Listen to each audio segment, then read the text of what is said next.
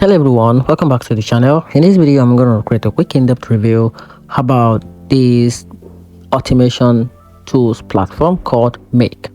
So let's quickly dive into it. Make, formerly known as Integromat, is one of the most powerful automation tools available in 2025. It shines with its visual workflow builder, thousands of integrations, and ability to handle complex multi-step automations.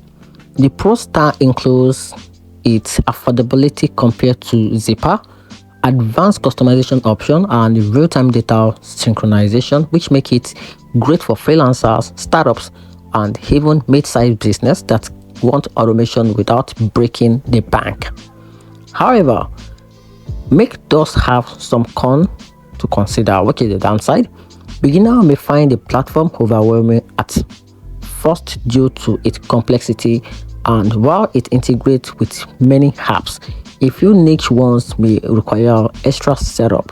Despite this, Make remain one of the best automation tools in 2025 because it balances power and price than most competitors, which make it a top choice for those who need flexibility, scalability in their workflow. And that's it. I hope you find the video a little bit more helpful. Subscribe for more quick reviews. Thanks.